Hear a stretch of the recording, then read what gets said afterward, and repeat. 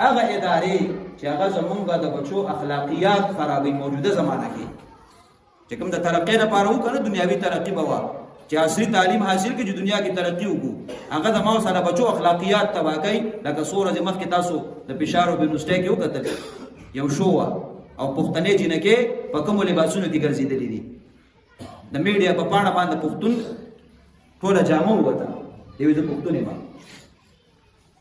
هلته کې اخلاق تباه او برباد شو او موږ ټول خو مطمئن یو زه هاسټلو کې اوسېږي او تعلیمونه کې کوه خو که د ایمان او د اسلام خبره ده چې راشي ایمان محفوظېږي اخلاقیات یې سمېږي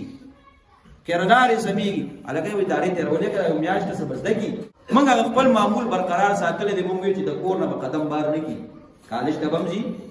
یونیورسټۍ ته به هم ځي نوکرۍ له به هم ځي مینه بازار او ګجوخان او اتفاق ته به هم ځي پلازو ته به هم ځي